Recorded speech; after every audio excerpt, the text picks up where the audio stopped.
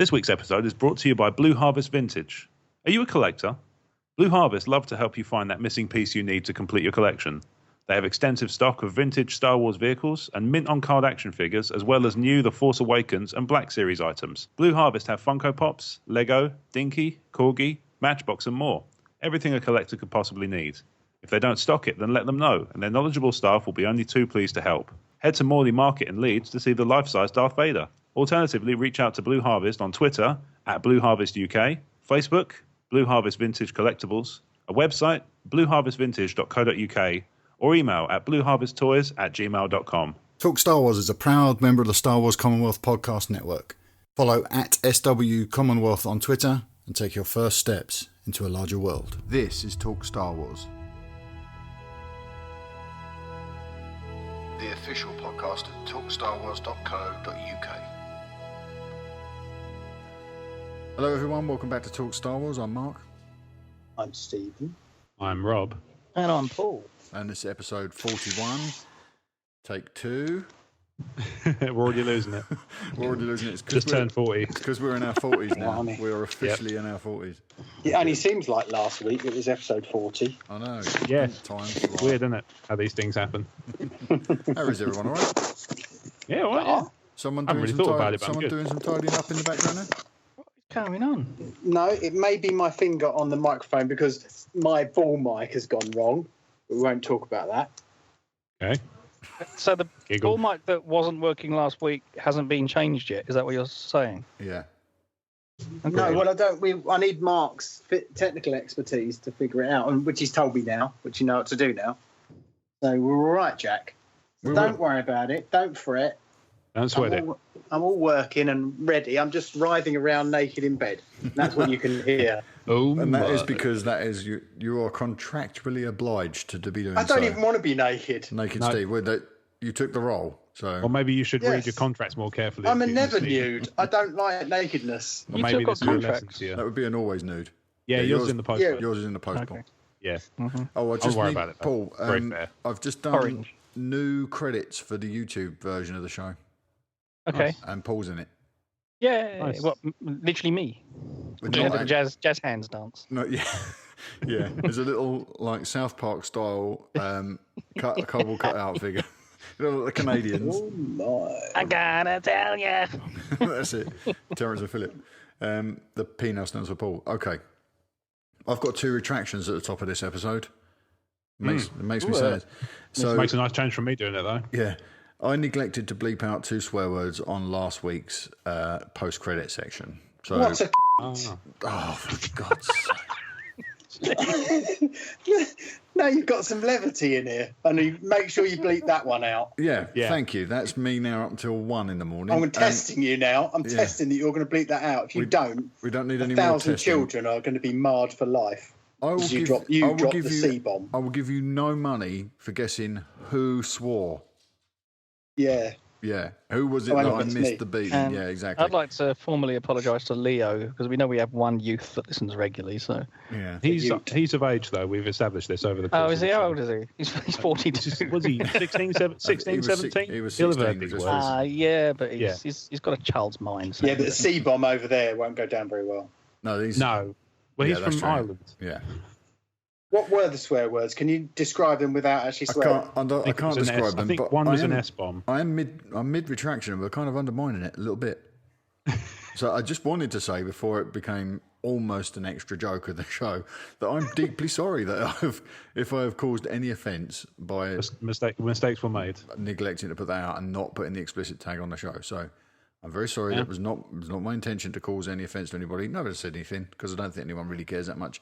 And No, maybe but don't they even could listen to me. sue. They could actually sue and probably get away with it, even though you retract it. I'm absolutely cutting that piece out. I also going mentioned- after dark side. I'm absolutely convinced that nobody would do that anyway, so I think we're fine. Yeah.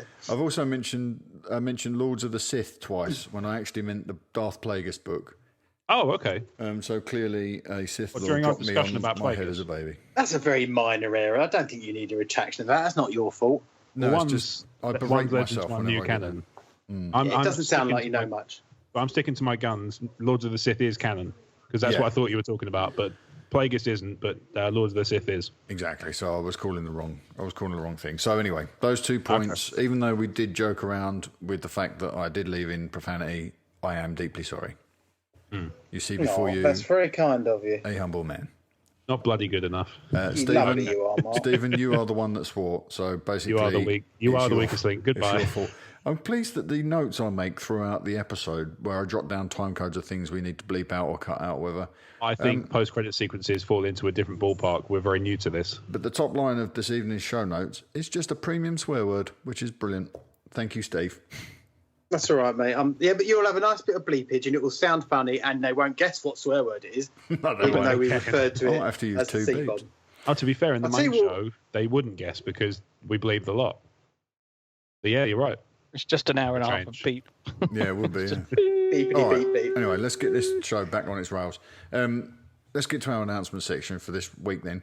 We've got a lot of challenging names in this week's. Really? Do you want me to have a go? I'm really thrilled that these people have decided to join our Facebook community, but it really is quite challenging. So, Christopher Walken, would you like to welcome our new Facebook friends? I'm going to get a lot of mileage out of this, Rob. Just throwing in an extra added challenge to me, eh? All right, okay. Do it. Let me have a look. I'm just going to have a quick look.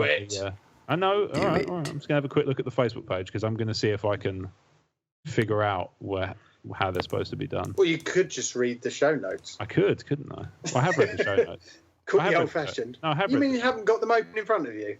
Yeah, but I'm saying I'm looking at the people to see if I can figure out. Oh, what their faces? No, I was going to look to see if they had mentioned their nationality. That would help a lot. Oh, are you racially profiling these people? No, I'm just Facebook Facebook suddenly have a phonetic breakdown of names. No, I'm just attempting correct pronunciation based on where I think they're from. But no, it's fine, Steve. I'll just do it like the Swedish Chef, shall I? Or beat that drum to beat me to. Hang on, let me mark this time. Street. What? In case we have to go back and redo this. If he's doing this in Christopher Walken, it's going to take a long time, this sentence, because it's going to stop for 5 minutes between every word. Do you want me to just go for it? Do you want me to just go for it, Rob? No, that's cool. I got it. Right, okay. Right, here we go. Chris. Let me just warm up here. Wow.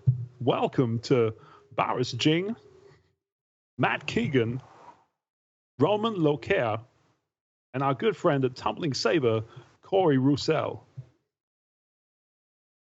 And scene. Scene. You did actually miss one out, though. No, I didn't. Who? Yeah, Eddie. No, No. Eddie Penardo. I haven't got an Eddie on my notes. We ain't got. I thought you'd gone to the Facebook page, and I'll find. I'll get to the. No, it's done. It's done. Eddie Penardo, thank you very much for joining. Penardo.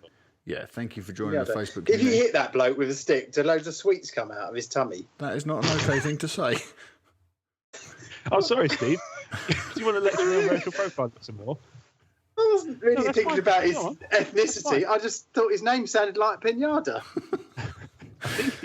Oh, God. Well, Mr. Walken there mentioned a gentleman named Matt Keegan. We're going to hear a little bit more from him later and in the After Dark side as well this evening. Okay.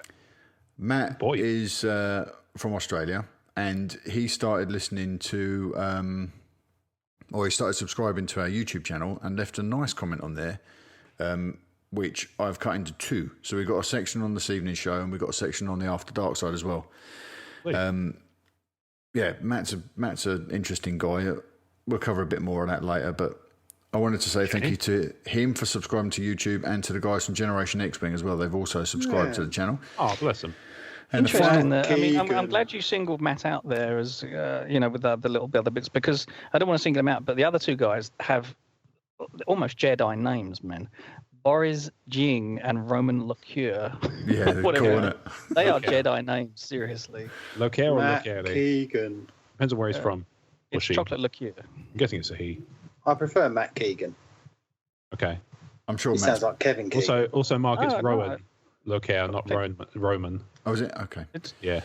So I've given. Rowan's not a Jedi name. Professional. We're only 11 minutes in. Should we just scrap this whole thing and start again? No.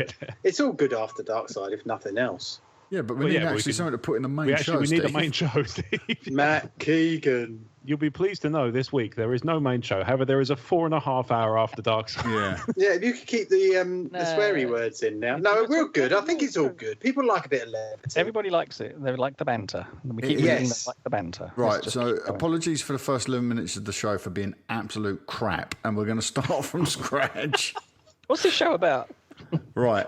The final part of the announcement section, which Rob, you pointed out, is missing off your guys' drafts because I sent those. Yeah, I'll read it. I'll read it from the Facebook page. That's fine. What's that, mate? I'll read the names from the Facebook page. That's fine. I don't need the notes. I'm doing it live. What do you mean, mate? No, I'm not. We're not really starting over. Oh, we're not. No, we're not really. No. Oh, no. We're just right off those 11 minutes as being toilet, and everyone else can just say it was toilet, and let's hope that they pull the rest of it together. If you don't like it, hit subscribe and like, and then you won't ever hear us again. What? No one's going to fall for that. I don't think you know how that works. No, but I only know YouTube. I don't do social media. Right. Okay. Still wibbling. That still doesn't explain it, but okay. Sometimes I wish that I wasn't doing this. You love it. Would you prefer I host, Mark? Tonight is the night that I wish I wasn't doing this. There is not enough beer in my fridge for this. Fair enough. A late addition to the show notes this week, as Rob pointed out earlier, is a last-minute TSW sponsor. Friend of the show, Joe Crouch, became a sponsor and a VIP today. I do need to check that his VIP status has gone through, actually. But I believe it has. He's certainly under that impression. Right. Okay. Well, that's good. He would know. Speaking to him earlier. Yeah, I think he's the best person to ask, if I'm honest. Yeah, that's really cool. So thanks very much, Joe, for jumping onto that. I hope you enjoy some of the stuff that you're going to get a look at, like your audio commentary for The Force Awakens. Yes, indeed. And obviously the Christopher Walken ringtones. Indeed, yeah, which are coming. There is a new review, because I spoke to the person that left it today, but it hasn't passed through iTunes yet. Oh, okay. So fair enough.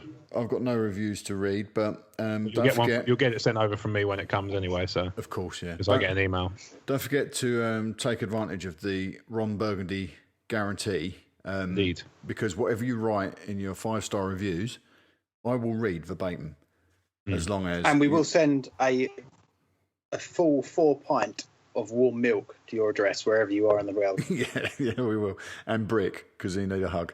Warm milk was not a good choice. I did have someone contact me this week actually and ask if I would give a shout out to their I think it wasn't a Kickstarter. They'd already done a Kickstarter. It was something else. It was GoFundMe, I think. I'd already given these people a shout out previously, and I said to them I'd be really interested in working together and doing something, and they never got back to me. But they did come back to me this week saying, would you give a shout out to our thing? And I said, if you listen to the show, you'll know how to do it. So this is the thing, this is the Ron Burgundy guarantee in motion. If they were to leave a review and put details of their Kickstarter or their GoFundMe in there, it would get read out on the show. Simple as that, This is true. Yeah, it's true. So there you go. Now you know. Let's get into listener comms. We've got... our first email this evening is from Nathan Wonkenobi. Someone like to take that one? Yeah, can I take it? Because I only had a small one last week. Go on in, mate. Show off. This one's from Nathan Wonkenobi. Oh, my God. Does that bloke realise how close his name is to Obi-Wan Kenobi? I'm sure no one's ever mentioned it. Wow, that's brilliant. Buckle in, boys. In Legends, it took a lot of effort to maintain individuality in the Force. So eventually one would have to let go and completely merge with the Force. I think a version of this is still the case. Suppose the Force priestess in the final Yoda arc of Clone Wars is being made up of hundreds or thousands of individuals in the Force. This would explain why her multiple personalities seem to have arguments amongst themselves. Suppose after a while a Force ghost loses its individuality and merges with this being in the Force. It would explain why the number of ghosts we've seen is limited.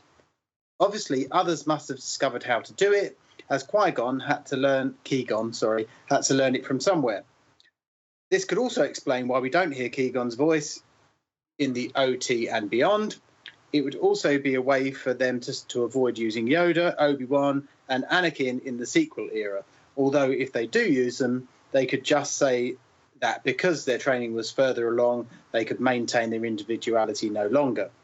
It just seems to me that there must have been more than just Qui-Gon and the priestess who learned to do this, but where are they?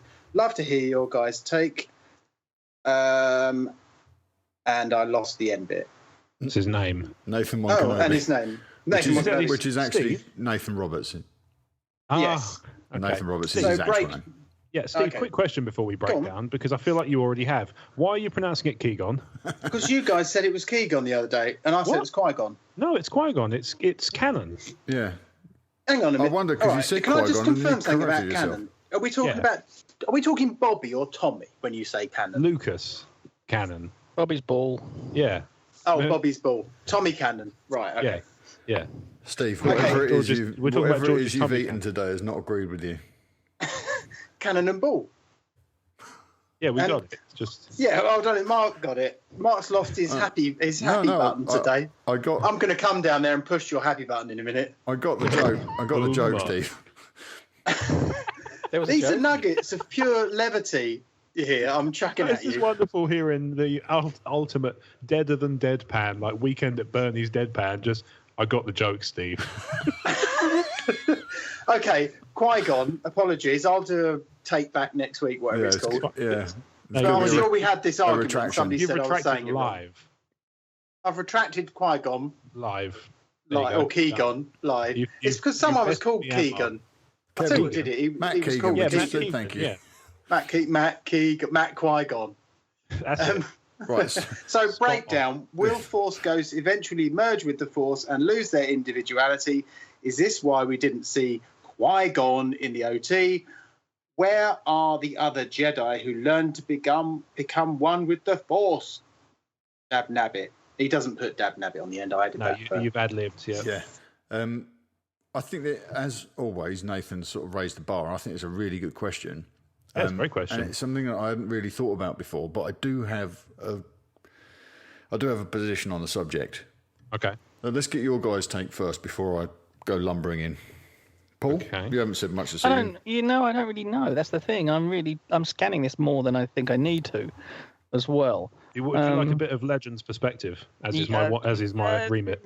Yes. Yeah, I can give it. Yes. I can give it to you briefly. So, to give you an idea of how hard it was to maintain individuality in the Force, Anakin lost his within 5 years of Return of the Jedi, because there's a scene in the Thrawn trilogy where he's talking to, I think it's Leia, and he's basically saying to her, "Look, I'll become one with the Force, and like before that, I want to know that I'm forgiven and stuff like that." He was trying to get kind of absolution from her, because obviously Luke had forgiven him because he was there, but Leia wasn't there, so she was still very kind of skeptical about it all because she'd watched Tarkin destroy the planet with Vader kind of watching and, I don't know, breathing a bit heavier than usual. What form did he take when that happened, Rob? He took his form of, I guess it would have been End of ghost? Jedi, the original Sebastian Shaw End of Jedi. Aiden. Well, no, this was pre-prequels. It was, what, 93, I think, or 92 for the Thrawn trilogy? Early 90s. Oh, yeah, they're proper old. They're, as books go, in terms of old canon, it's like, it was the first expanded universe novel ever written, I think, that wasn't considered canon.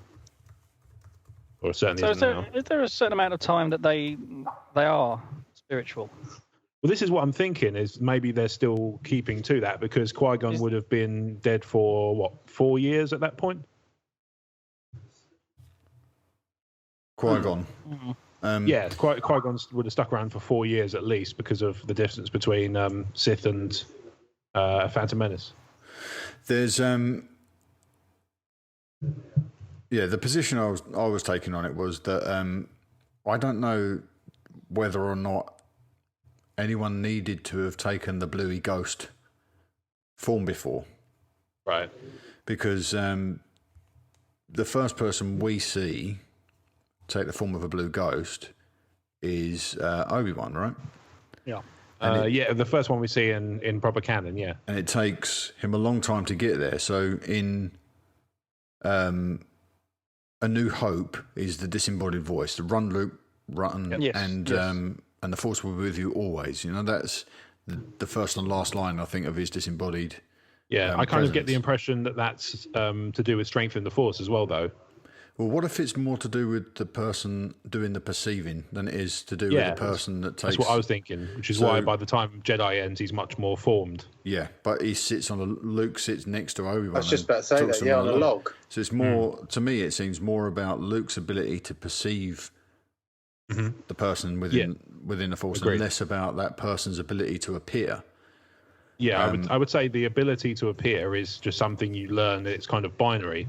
You can either do it or you can't. Yeah, we know that Yoda references at the end of Revenge of the Sith that Qui-Gon's been teaching him how to maintain his individuality within the Force, but that doesn't mean that they're all like Qui-Gon's going to start running around as a blue ghost in Episode 8. No, I wouldn't have thought so. Until Rey's at a point where we already know that Rey's had connections with these people in the same way as Luke did with Obi-Wan at the end of A New Hope. She's heard Yoda, and she's heard Obi-Wan, and she's heard Palpatine. So are they voices coming from the Force? Okay, another question then. How does this gig work with Sith? So the Emperor, does he eventually become one with the Force? And do they all have one? Are they all, I mean, are these like spiritual embodiment in one big room? I mean, how does that work? Yeah, I don't know. I don't think... I think we've covered this before with regard to the Sith, that they can't get out of their own way to achieve that position, that spiritual position, that spirituality, because they're more concerned with preserving the physical side of them. By the time the Emperor got to the second Death Star, he was this manky old rotten thing, wasn't he? And look at Snoke. Look at the state of him. They're more concerned with keeping their corporeal form. It's what they can get out of the Force now. Whereas someone like Yoda and Obi-Wan... As opposed to a spiritual, religious aspect. Yeah. Okay, that makes sense. I don't think that they're necessarily... The way that the Force goes to look is the person's perception. Because, like, you know when Luke's sitting on Obi-Wan's log? Yeah. He's on... What? Oh, I see what I didn't miss much then. I had to nip away for a second, but clearly I didn't miss much. This was a serious question. You've brought the whole tone of the evening down. Well done. Oh, goodness. Sorry about that. Oh, my. Obviously, he's wearing the last clothes that he was alive in. And to me, that would make sense because Luke saw him when he died, and Luke might be seeing him in those clothes because it's Luke's way of seeing Obi-Wan. Yeah. However, all those other ghosts at the end of Jedi, Luke never saw. Not even his father in those clothes. So that must be them showing themselves in that way rather than their outward. Anakin never wore those robes. So you could say that the point you just made, Luke might be seeing Anakin the way he imagines Anakin to have looked as a Jedi. Yeah, true. But Anakin had the dark robes and everything, didn't he? He never wore what we see him in at the end of Jedi, which was the... Well, maybe there's literally a clothes shop on the other side. There could be. And a Starbucks. Hot topic. Yeah. A walk-in wardrobe. You'd have a walk-in top wardrobe. Jedi. A walk-in wardrobe. A walk-in wardrobe. My clothes are in here. So extrapolating on that school of thought that we just come to, that it might have more to do with the perceiver, that's probably why. There could be, if there were any others that learnt that skill to retain their consciousness after death, it might depend on them knowing people. There's a connection required between somebody exactly on the mortal plane. Yes. Okay. It could have something to do with that, but I'm sure that this will be explored a little bit more. The priestess thing, Paul and Steve, I'm pretty sure you wouldn't be familiar with what this is. No, right? sorry, no. Not in any way. It's a character in the Clone Wars TV, the animated series. Final few episodes, series. Final 6 episodes, I think. That sounds right. And she Dathomir, the Night Sisters. No, I don't think so. No. Okay, it's just there's a whole run of episodes that are given their own box set in the Clone Wars, which is the Night Sisters. Oh, it's a trilogy. Never mind. Yeah. No, this character kind of took Yoda on a trial, basically, and Yoda ended up facing a dark Force version of himself. And I'm pretty sure some of it takes place in Dagobah. It's been a while since I've seen it. Yeah. But she is a bit like, the two masks, the drama and comedy. Yes. She's a bit like that. So it's all over the place. I think it's Jamie King that plays it. Okay. Plays the role, and she does it very well. But it makes sense what Nathan said, that maybe she's a collection of all the consciousness that has survived after their death. But again, it could be something that has more to do with Yoda and his perception of what the Force is, and less to do with that thing being an entity of its own. It could be what he's conjuring that vision himself, perhaps. Yeah. But that's a deep cut, that one. But then I've grown to expect that from Nathan One Kenobi. Thanks for that, Nathan. Yes, thank you, mate. Always a pleasure to hear from you. Right, we've got. If you do make us think. Yeah, always has us scratching our heads. Yeah. Got an email from Kyle. Nice. Who wants to take that, Paul? Hang on. Shambles. No, sorry, I was researching. Oh, okay. No, this is a bit personal, isn't it? Hi, Marc. Yeah. This happens sometimes. I've made my peace with this. We are just cogs in the wheel. They're not excluding anybody. It's just because that's a Twitter message comes to my account.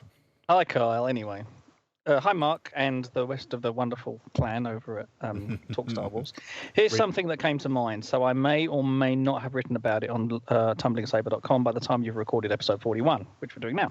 Smart Money says I'm too lazy to put it on the site before you record, but no one knows. What's really funny is it happened about 10 minutes before we started. Well, we needed 10, 15 minutes to start as well. So, right, here's the question. Is Luke stranded on Ahch-To? Sorry, I can't help but think that every time I say it, on Ahch-To. Or can he leave at any time? Could he have a ship parked somewhere on the planet? Conversely, if he was stranded there, or if he is stranded there, then who dropped him off? The easiest answer is Lord Santeca. But is it that simple? Does Luke being stranded versus choosing to stay in isolation change anything in your minds regarding Luke? I haven't formed my opinion fully yet, but hopefully I will by the time I hear your takes. Have at it. Have at it. Cheers, Carl. So is Luke stranded on Ahch-To, or can he leave whenever he likes? This is interesting because of the Lawsan thing. He was the one that provided the map to Poe Dameron, yeah? Yeah. What's the point in having a map situation? Was he under the knowledge that he was going to be killed by the First Order as soon as Poe got away, and therefore he had to correct that connection? So if he did drop Luke off, that information being within his mind is no good. So that's why he's given him, the map to put inside BB-8. That's my first link there, because if it was the case, then if he dropped him off, he knew where he was. So. True, but that map, as we've said before, might not only be Luke's current location, but could be a map of his entire pilgrimage. Several other things are in there as well. Yeah. I think Luke's very, very, very much there for his own choosing. Yeah, frankly. Absolutely. You can't strangle a Jedi, can you? I think he's completely isolated for his own choosing. There's a reason behind it. Yeah. And, obviously, I've always said about his either shock, disgust, fear, whatever you call it, when he saw, obviously, Rey. But the other thing is, he's like, oh, number one, she's here. Number two, I'm not alone anymore. I think there's a double-edged thing. So I think he's very much alone. He wants to be very much alone, and he wanted to be very much alone as well. So yeah, I'm with you. I don't think Lord Santeca had anything to do with it. I don't even think he's got transport.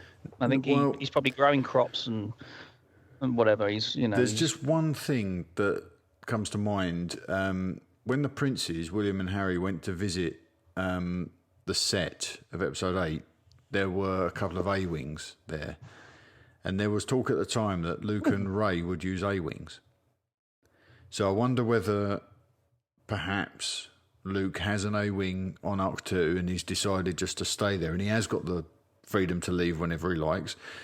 But that's based on supposition around this sort of reveal when the princes visited the set. But personally, I think he went to Ahch-To in an X-Wing with R2, and then he got out and said, see you later, and sent him off, and sent the X-Wing back with the droid. So he was stranded there, but by his own making.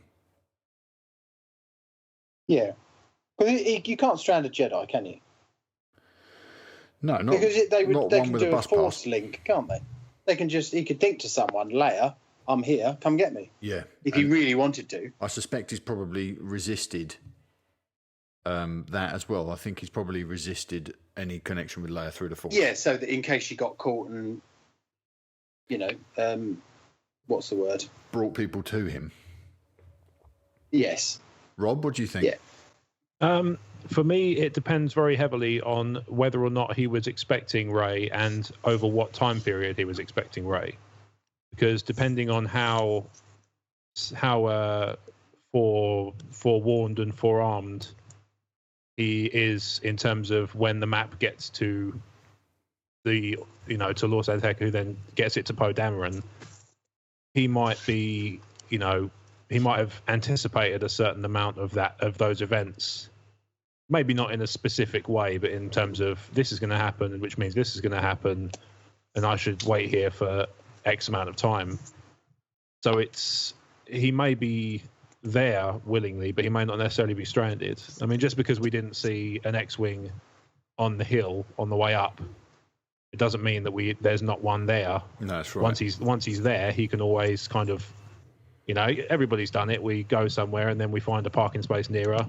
So we go back and grab the car, and we put it in that gap. It depends on how long you're going to be there. He locked his keys in the cockpit, so there's no way. I've been there, Luke, mate. I feel your pain. That's a good question, though, Carl. I think that will certainly be addressed, won't it? I'm going to have to read his piece on it as well. Yeah, but I think we're all in agreement that he's there. Well, do you know? A couple of episodes ago, we were talking about what Luke might be trying to achieve with balance in the Force.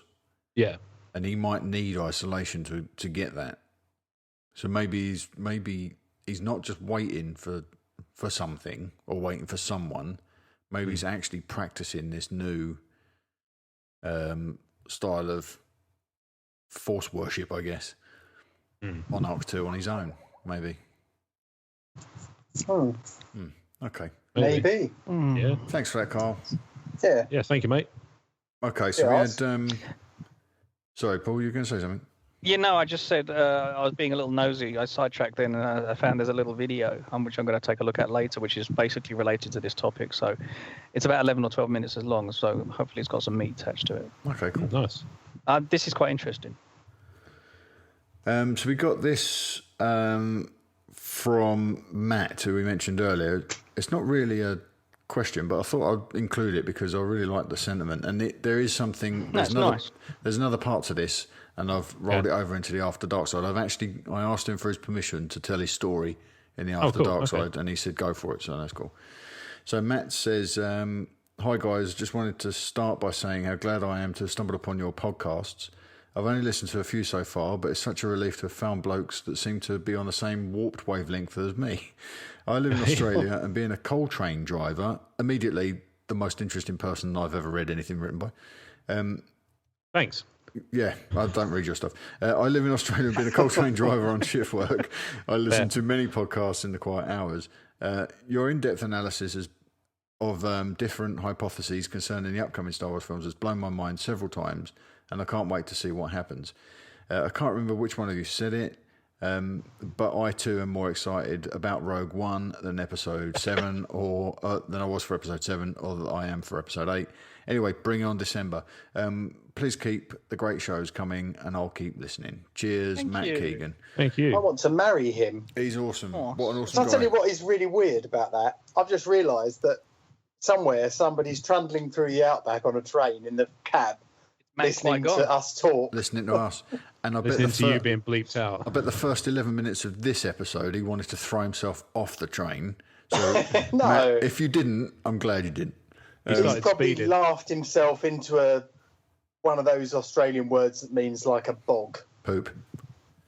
Not a poop. Laughed himself It's into a poop. something like that, isn't it? Anyway, may the Oz be with you. That thing, yes. Yeah, that's great nice. stuff.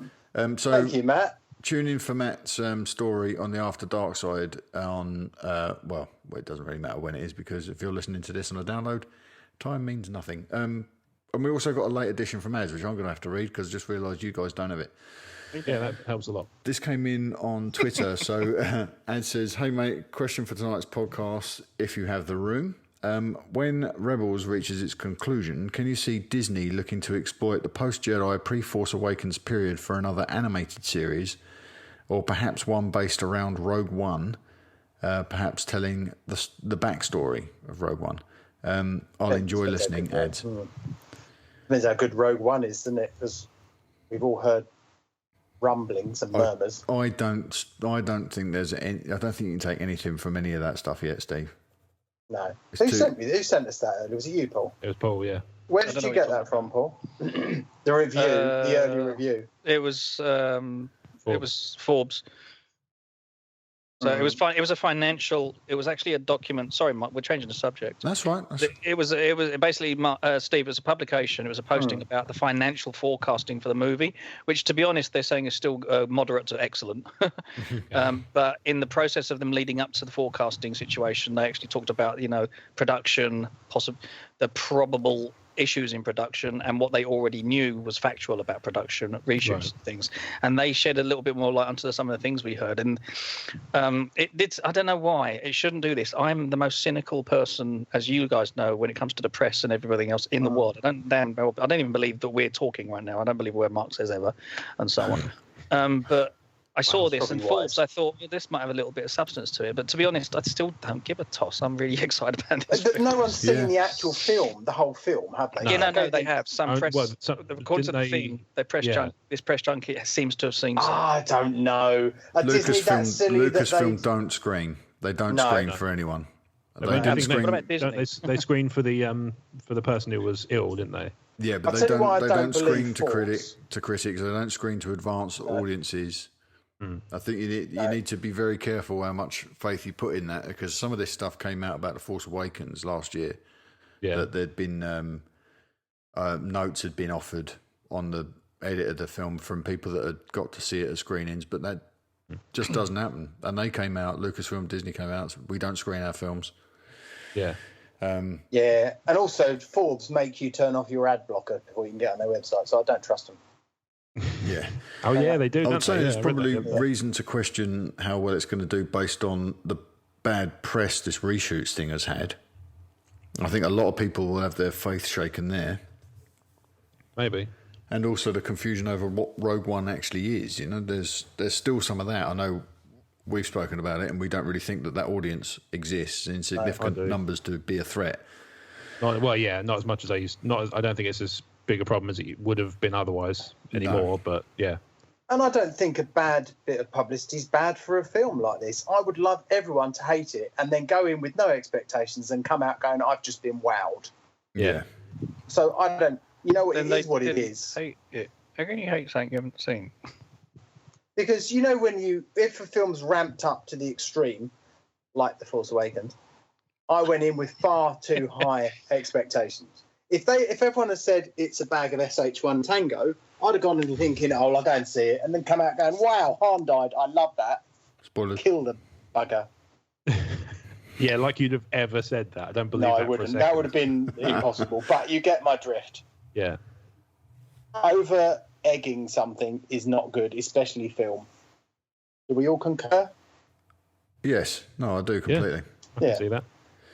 Okay, so Matrix Reloaded. Back to Ad's question then. Oh yeah, good example. So will we dip back into the post-Jedi, pre-Force Awakens period for future stories? And if so, what form will they take? I mean, they could. There's a lot of room there. And it's a huge galaxy as well. There's no reason why they can't do something in an era. They can still do stuff in Civil War era that's just completely disconnected from the actual main plot and just about new characters. They got so much scope. One of the wonderful things about Star Wars is there's so much room to play in. Well, one of the things that we're going to touch on later, which looks at a piece I wrote this week about Rey's bloodline. Mm-hmm. I wonder. It's really starting to get some traction with me now, that idea. And I'm starting to think that there might be room in that period for telling stories about those characters, who we'll get to later. Okay.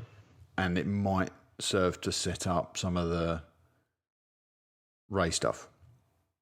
Okay. but you'll be telling stories about characters you already know, and you may or may not have knowledge about where their story is going, but you'll be able to see some of the stuff that they get up to on the way. Mm-hmm. That was very vague, probably needlessly so, but we'll get to the details later. But I'd say yes. I think there's going to be room in there, and I would even like to see Luke's story set in that period. That could be cool, just for even just a chunk of it, maybe early on after the straight after Battle Jedi. Yeah, exactly. Because I mean, Sebastian obviously, Stan playing him. the Chuck Wendig stuff is touching on that era, but we haven't heard anything from Luke really in that. Not as much as we probably easily could, certainly. Yeah. No, there might be a reason for that as well. Oh, totally, yeah. Because if they're going to make some reveals about Luke in episode 8 and 9, then they might be saying, well, let's hold fire on anything that happens in the meantime in case we need to, you don't want to be forced to retcon your new canon straight away. Yeah, well, I was talking to somebody about this the other day on the similar subject, that there could be room. Somebody was asking if they thought there could be a Snoke expanded universe novel. And I was saying that I thought there was a good possibility of it after they've established the bits of the backstory they want to establish. Yeah. Once they've covered, all the stuff that's going to be explained in Saga, they could easily then fill in the rest of the gaps with a book or a comic series or something like that. But I don't think they'll do that before the films have got the info in a similar vein. No, you're right. Yeah, absolutely. Absolutely. Okay, anyone else got any opinions on what they might do after Jedi in that space? I'm a bit. So you're talking between you're talking between Jedi and TFA, yeah? Yeah. Yeah, I'm still. I haven't really got an opinion or a want or a desire, to be honest. Okay. I'm still very. I'm pre A New Hope. I don't mean prequel wise. I'm when A New Hope was actually called Star Wars is still my realm. So I'm very, very old fashioned. I want to see something on Alderaan. I want a Jawa movie for crying out. So, yeah, I wouldn't mind seeing some stuff on Alderaan. There's so much space to play in, so they could absolutely do that. I really like the old romance stuff, and I'd like them. That's probably why I'm buzzing for Rogue One. That's the gap I like the most, to be completely honest. Yeah. Yeah. Okay. I can see some. Depending on how much depth or how shallow they make the Snoke thing, yes, you could have, could be another Big Bang situation. You could, Sorry. Well, it could be that big. They could go galaxy-wise as far as they want to go, can't they? So I see what you mean. It's enormous. Not according to Luke's map, it ain't. The other thing is, are we confined to one galaxy? By the way, they're going light speed all the time. Well, no, we've always just been told it's in a galaxy far, far away, haven't we? So I'm kind of using that same terminology. But it could be a universe. We had the light speed conversation. Light speed is too slow. We spoke about hyperspeed and hyperspace. Yeah. Whereas light speed would mean that they take 150,000 years to get just through one galaxy. But there were some characters in Legends, Rob. Was it the Yushong Von? I'm not sure how you pronounce that. Sorry, what about them? They're from another quadrant of that galaxy, aren't they? Oh yeah, they came from they came from well, this one is complicated because they originally were believed to have come from unknown space. They just kind of warped into the galaxy from outside of known space completely. Mm-hmm. And then over time, it was established that they'd actually come from a world deep in the unknown regions called Zanama Sakot, which was like a living, not just a living planet, but it was so strong in the Force, or something like that. It's been a while since I've read it actually, but it was let's say they were definitely established to have come from a planet within known space. It was just in the unknown regions of space, where Thrawn was exiled to for however long. So this is the problem. But not anymore. This is the problem I have with this stuff, which is that all sounds very Star Trek to me. Okay. And the Star Wars stories always focus on. There's a much smaller stage the stories are playing out on. Yeah, it's always a bit space battle. It's always kind of space opera, isn't it? Whereas Star Trek's much more the exploration element. Yeah, and the minutiae, and you can say let's bring in this alien race, but I'm more interested in what's going on with the Skywalkers, And in Rogue One, I'm more interested in what's going on with Jyn and that little band of rebels. Yeah. And I suspect that might be the way we'll start going with these other stories when we are no longer restricted to the Skywalker family and that saga. Yeah. When we're looking at Han, we're going to focus on Han. It's not everything else that goes on is just set dressing. We're telling these personal dramas. So, galaxy size and other galaxies and that sort of stuff, that's in other types of sci-fi, isn't it? Yeah, because of the time period they're dealing with, I'm far more interested in the Star Wars stories now than I am in the actual saga, unfortunately. Well, hopefully that will change in 8, and they'll whet your appetite with new stuff. Yeah, I'm pretty sure it's going to. I think something quite marvellous is coming our way. Yeah. Okay, right, well, let's go to a quick break, and then when we come back, we'll jump straight into Connor's Corner. Yo, Tumbling Saberers. What's up? My brother. I got this great idea for a promo. Check it. Now, here's a little story I like to tell about 3 podcasters you know so well. We talk about a galaxy far away with Anakin, Luke, and his daughter Rey. Whoa, James, there. Pump the brakes a bit. We don't know that yet. I mean, it's a leading theory and all, but there are certainly other possibilities. She could be a Kenobi, or a Solo, or even a child of the Force. Or Kylo Ren's sister? They had a loyal droid named 3PO, got him and R2 from the Sand People. The droids were on the lam on a planet full of sand. Sand people picked them up because droids are in demand. James, I totally dig this, but make sure people know that we talk about more than just the saga movies. I mean, we dive into Rebels, theories, literature, comics, conventions. We cover anything and everything from the GFFA. Okay, but... One lonely Jedi, Luke B. All by himself with just Kenobi. The suns were beaten down like the Empire's grasp. Had to get off Tatooine and they had to get off fast. Looking for a girl, they ran into a guy. His name was... Han Solo. They said howdy, he said hi. Dude, we're almost out of time. You can't wrap out the entire plot of all 7 movies. Actually, bro, the song predicts the entire saga through its completion. Does it even mention our patented random thought segment? Or our sports tangents? Or our listener interactions? Oh, never mind, James. Just skip to the end, will ya? In episode 30 on a sphere that's cold. Subscribe to the Tumbling Saber podcast on iTunes and Stitcher. Join the mailing list and read our blogs at tumblingsaber.com. You can also find us on Twitter, Facebook, and Instagram. Join our growing community. And become part of the Star Wars Commonwealth. And we're back. So you've just heard from the fine chaps at Tumbling Saber, one of the 3 podcasts under the Star Wars Commonwealth. You can follow them at Tumbling Saber, at Chop Rules with a Z, and at Tommy Bombadil 1 on Twitter if you want to see their enjoyable interactions with us and each other and the greater Commonwealth listener base, of which we would hope you are a regular contributor. However, speaking of regular contributors, it's time, as always, for Connor's Corner featuring Leo. So Connor and Leo write thusly. Hello, gents. I hope that you're all well. I've decided to throw my 2 pennies worth into the ongoing Plagueis debate and hopefully something for you to talk about. Shmi tells Qui-Gon in Star Wars Episode 1, The Phantom Menace, I gave birth to him. Only watch that clip on YouTube. I love your show, but even I have my limits. There was no father. Is it possible that Plagueis manipulated the midichlorians, yes, I dropped the M-bomb, to create life as Palpatino alluded to Anakin? And is Anakin that creation, and is that why Palpatino takes such a strong interest in him, as he senses untapped power much like Qui-Gon did, but it was too late, the Jedi got to him first? Being the kind of person Palpatino is, we all know that he is a man who does not rush in and play his hand until the time is right.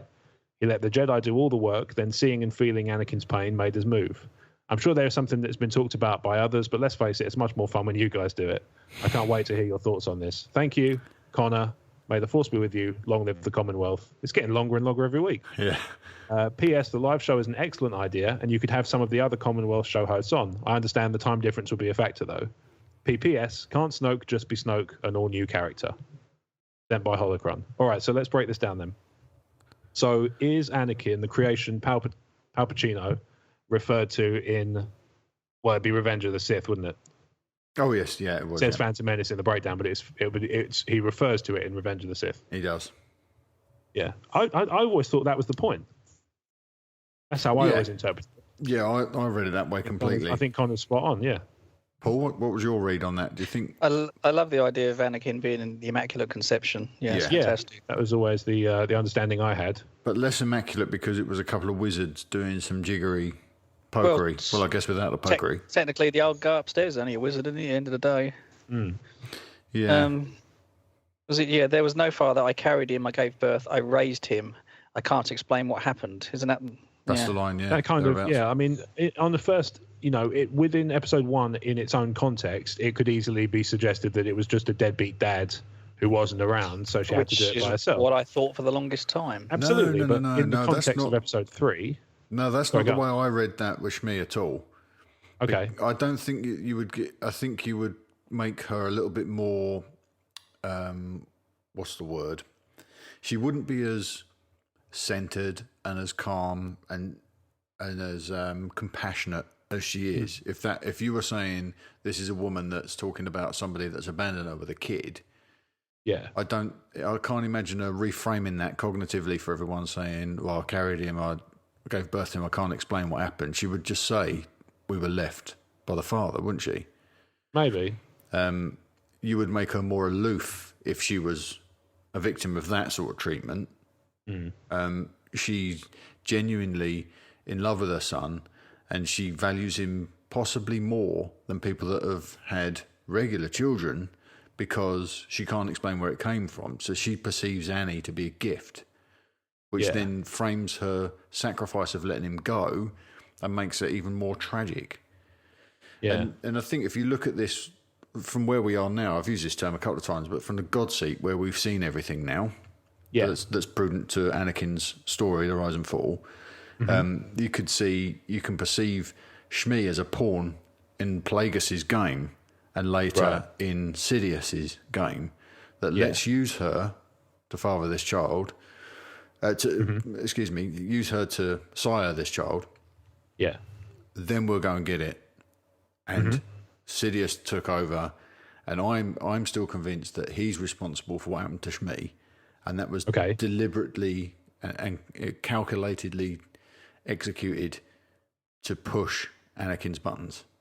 Right.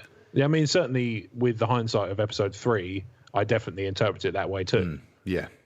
It's more, when I first saw it, I kind of just assumed she was like, it's me and him. And it wasn't so much that she was kind of oblivious to, it wasn't that there was no father, in terms of she was just kind of, I always saw it as a kind of strength of hers, that she was able to just not only move on and raise a child by herself and all that stuff, but also not be bitter and not be twisted, and kind of raise him to be pure and good. I always saw that as kind of a huge strength of hers. So I don't necessarily agree with the idea that it's always been considered like I don't know, he just turned up one day, I always took it as she's just kind of like, well, it's me and him, and that's all there is, and that's all that matters. She doesn't strike me as being aloof enough for that, though. Well, if that's the sentiment she's trying to convey without pointed dialogue, she doesn't strike me as being that type of character that would sort of say, no, it's just me and the boy, and that's it. There is, why are you asking after his dad? That's the kind of cold shoulder I'd imagine she'd give him, but No, I didn't mean it so much like that. I meant more in terms of, she's just, that was, like I say, that was the strength I kind of saw in her, was she was able to kind of disconnect that. She didn't feel any bitterness. She felt so blessed to have Anakin that she didn't think of it in terms of, I've been stuck with this kid. She saw it as a, whatever happened, this resulted in such a great. Yeah, that's the way. That's the way I see it completely. Yeah, that's the way. But like I say, I just think that I always interpreted it initially as there was no father in the picture. By the time he was born, he was gone. You know what I mean? Like, so she kind of she already had to resign herself to the fact of like, well, if I'm going to do this, I'm going to do this by myself. And by the time Anakin was, what did we establish, 8 or something like that? Yeah, it was around about that ending. By the time the Jedi encounter him, she's been able to raise him to be a pure and good boy, free of, he's not resentful, he's not bitter, he's He's compassionate. Exactly. And like I say, that was always something that I saw as one of her tremendous strengths, was she was able to do all that despite being kind of set back, as it were. Do you know what I mean? Yeah. It's very biblical. Oh, yeah, exactly. It's just that kind of accidental. And why her? Right, yeah. Why her? I mean, who is she? She's nothing special. No, I think that perhaps it's probably you could say it has to be someone. So, yes. Yeah, sure. And maybe she's the person with fewer ties, fewer people to sort of come to her aid. But how did Plagueis actually? He would have to choose someone, wouldn't he? Or I don't suppose he would just send out a message in the Dark Force to say, right, impregnate anyone that you see fit. He would have to. Well, I mean, did it happen while she was still a slave?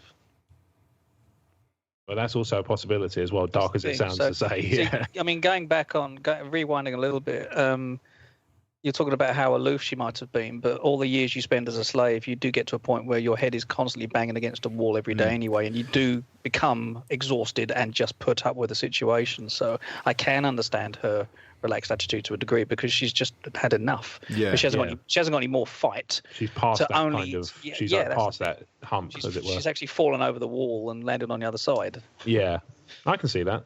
Yeah, I don't. Just to be clear, I don't feel that Shmi was aloof in any way. No, I agree. But I see what you mean about how if there was a version of Shmi that was to say, like, the boy and I were abandoned by his father, that character would need to be aloof to communicate that condition. Yeah, I agree. And I think the reason that that's absent from Shmi's character is because that motivation for that character is absent. So she doesn't need to be aloof. She's at peace. She's not a bitter human being. She's made her peace, and she's learned to see happy with the status quo. They know that they're mostly both she's happy with her boy. Yeah, that's all she needs, isn't it? That's the single paramount element. Anakin. She's happy with her boy. Yeah, and they live in that little hovel, and life's hard, but it's okay. Yeah, exactly. Because she's got everything she needs, which makes her sacrifice by the end of Phantom Menace even sadder, and it makes her eventual demise in Attack of the Clones. Yeah, sadder still. Yeah. But when you think that somebody had agency, when you think that someone may have had agency over her destiny as well, that makes me. I mean, that could have been a driving force for Anakin in Revenge of the Sith. If he had found out what had really happened, that could have pushed him really, really hard. And unfortunately, it was only the Padme thing that pushed Anakin in Sith. Which way would it have pushed him? I think I mean, that is a good question, but maybe Sidious would have had something to worry about at that point. Maybe, yeah. I think it's entirely possible. I think he would have maybe still pushed him to the dark side. Exactly, but he may have done it at the expense of Palpatino's life. Do you remember in episode 1, during the pod race, there was a bounty hunter watching the pod race from a high ledge up on like a cliff somewhere? She was really tall and thin.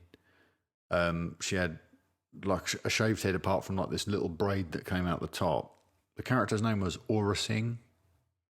No. If you search for Aura Singh, Aura, I think it is.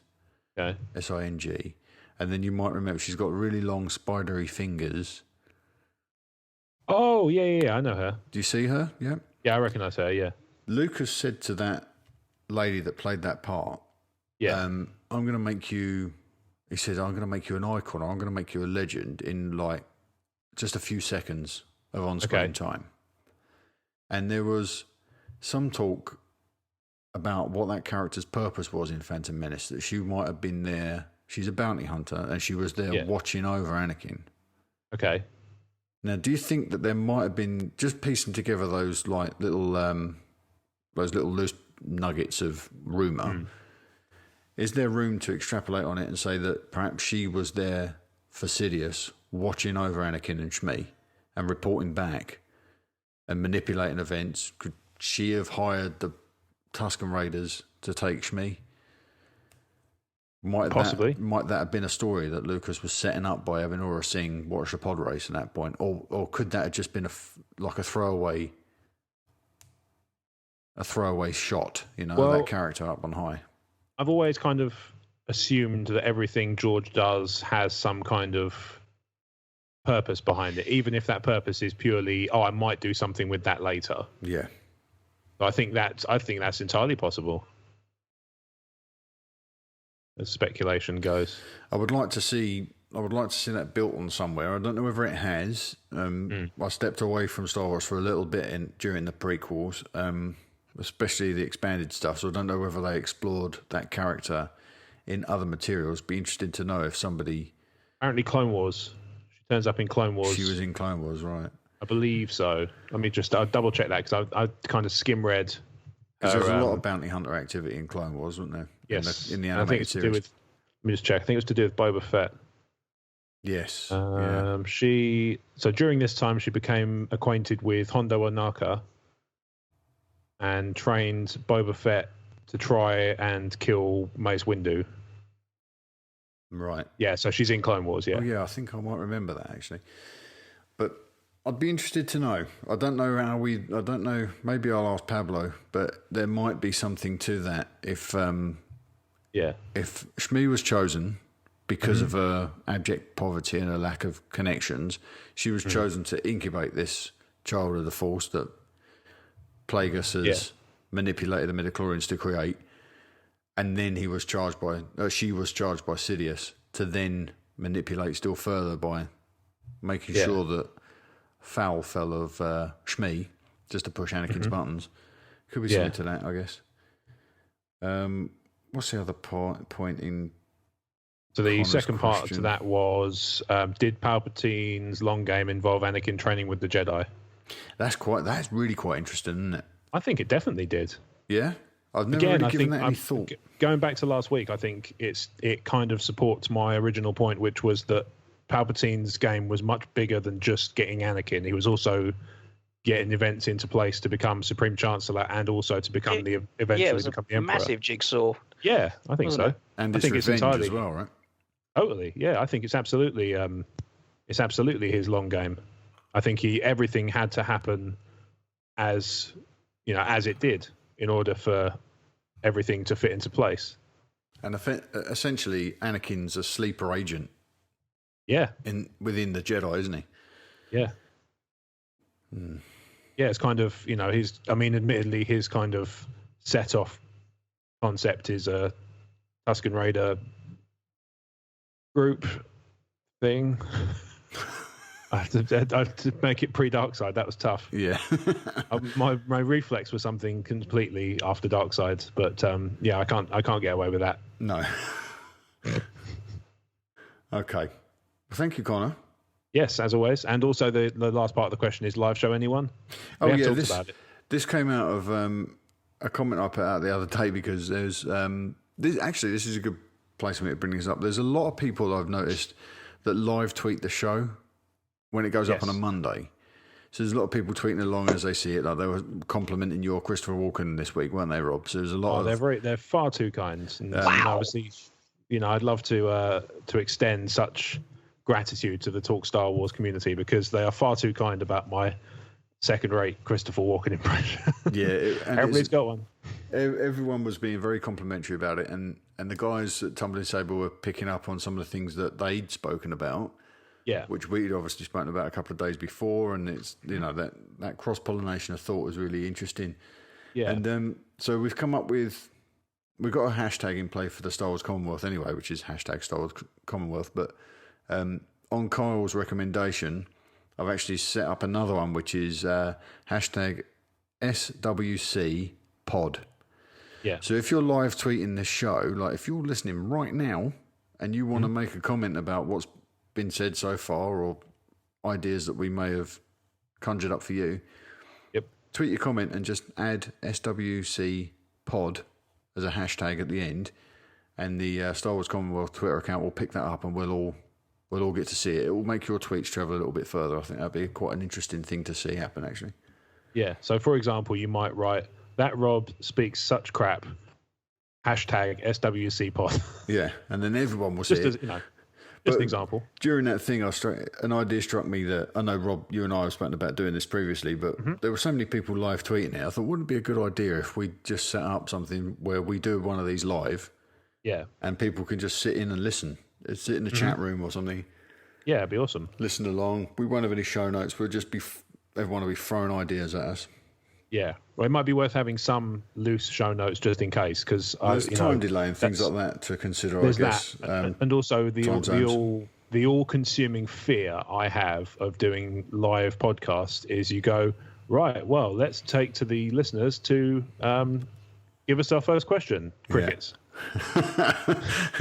We'd all be tweeting out from our second and third accounts. It'd be like another question from Emotionally 14. Yeah, another 6 questions from Christopher Walken. All right, let's get to Twitter polls then. So, whose question was this one last week? Was this you, Paul? Yeah, it's Paul's. Yeah, okay. I think so. Yeah, this travelled pretty far. So last week's Twitter poll question was: if you could fire any weapon, what would it be? Chewie's crossbow, Starkiller / Death Star, the Hoth laser / ion cannon from Empire Strikes Back, or Jawa stun gun. Yeah. We got quite a lot of activity on this week. I'm just trying to open that up. So went out 2,663 impressions on this. 143 people were engaged with it, and we got 126 votes. And the final results are like this: 47% said Chewie's crossbow. Okay. Which was, I think that was my answer. Probably going to be the way they went. I went for Jawa stun gun. Really? I was that person. Yeah, good against remotes is one thing, but good against the living? That's something else. Death Star and Starkiller got 37%. So the Hoth laser, or Hot laser as I've put in the tweet, and the Jawa stun gun didn't get any love, really. Pretty cool question. But this week's question is based on something else that's happened in the news this week. Okay. And Eric, I just want to mention 2 of these people's comments, actually, as they've quoted this tweet and put it back out there. So Catherine Ward said, she's at Vulture_42, said she'd fire Chewie's bowcaster, so she got the winning vote there. And it looks like the way she's written it looks a bit like, and apologies, Catherine, if this is not what you intended, but it looks a bit like she's sort of saying it with a kind of wink, like I'd fire his bowcaster. You know what I mean? Yeah, I can't imagine that's what it is. Probably not. I like the way you're thinking. She could have put a winky emoji on there, couldn't she? If that was her intention. Yeah. Maybe next time. A bit just to remove any kind of ambiguity. Yeah. Nathan Roberts, Nathan One Kenobi has put. Sad the Ewok slings didn't get a mention. Considering we've only seen them used a handful of times, and one is an Ewok hitting itself in the face. Well, that's the somehow. Is that the sling that he's talking about? I think so. That's a sling, isn't it? No, it's a bolas. That's a bolas, right? And I thought they meant like the catapults. Does Chewbacca have any meat and 2 veg? It's a serious question because he is naked, isn't he? Well, no, I mean, he's wearing a leather bag. Yeah, but is he hang to the right then? Do you want this to be a Twitter poll question? Yeah, why can't you see Chewbacca's meat and 2 veg? His hair's too long. It's hidden behind his satchel. He's a female parading as male. He's a female. Or that species doesn't have any wedding tackle. I think there's plenty of them on struggle. Kashyyyk, so. Yeah, I was going to say also. I think Rob, you're starting Chewbacca to speak like Walken in real life now, mate. I'm just dumbstruck. I managed to do all that without swearing. I'm pretty impressed. Taken aback by rhetoric. Can you say meat and 2 veg, please, Christopher? Meat and 2 veg. Healthy. Okay, this week's Twitter poll. I'm just opening up the draft. What's this based? So you said it's based on some news. Yep, it will be in the news section. Oh, it's coming in the news. Okay. Yes, mate. Cool. Yeah. So, who will Benicio del Toro be playing in Star Wars Episode 8? Oh. And you've got 4 options. Okay. Will he be playing Castafoe from Bloodline? Right. Will he be playing a bounty hunter? Not necessarily the bounty hunter. We know what I mean. 3, will he be playing Ezra Bridger from Star Wars Rebels? Or 4, will he just be a Sith Lord or a Knight of Ren, something like that? Oh, okay. So this is my first. Oh, when you publish it, let me know. Yep, right. This is a first for me. I'm publishing it now. 6 days and 23 hours.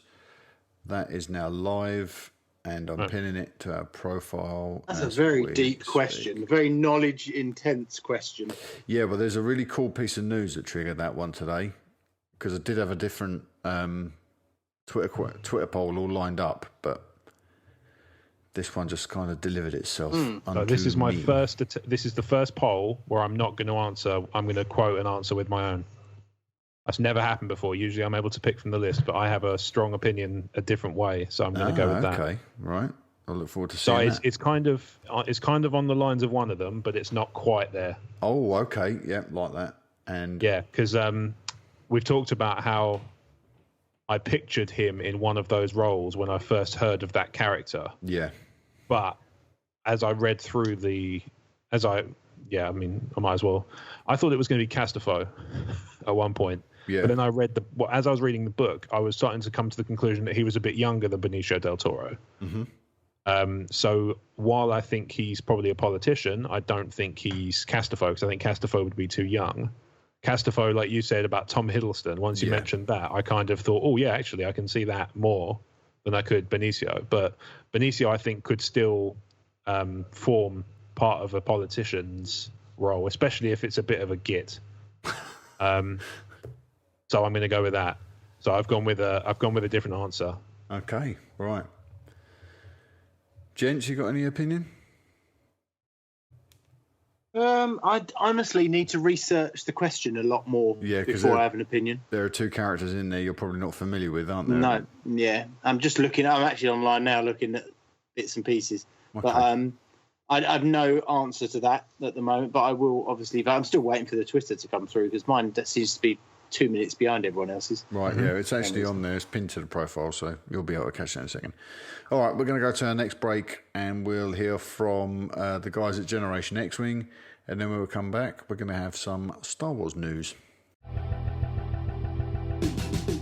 There are a lot of great Star Wars podcasts out there, including Insert Your Name Here. But we at the Generation X-Wing podcast discuss things in a unique way. I'm so happy I can't even feel my arms. Generation X-Wing podcast takes a look back at pop culture that defines our generation. Look, sir, droids. From movies. I think I read somewhere that Kurt Russell thought that, this is really like Indiana Jones.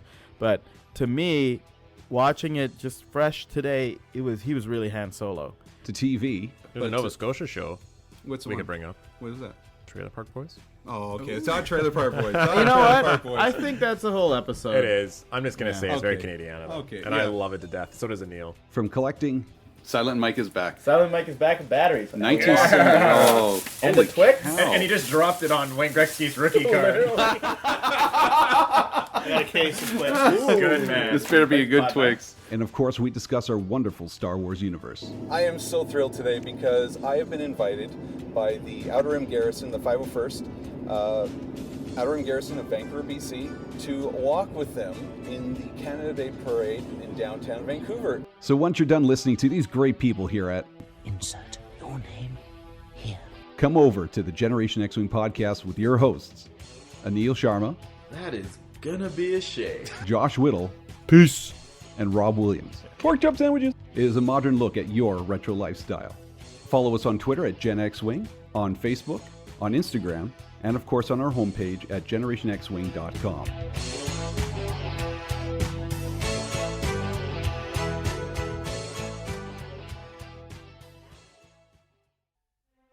If you'd like to support what we do here at Talk Star Wars, you can do so by becoming a TSW sponsor. For as little as £1 per month given securely via PayPal, you can help us keep the lights on here at TSW. When you become a TSW sponsor, we will elevate you to VIP status. As a TSW VIP, you'll get access to an exclusive stream that provides you with fun downloads like HD wallpapers for your desktop, tablet and mobile device, ringtones and text alerts courtesy of our very own audio Jedi at Rob Wade Vision. You'll also receive a monthly newsletter with news about what's going on here at Talk Star Wars, and you'll get a priority release of the new Star Wars audio commentary series called TSW Feature Comms. All this for as little as £1 per month. Head to talkstarwars.co.uk/support and become a TSW sponsor today, and the Force will be with you always.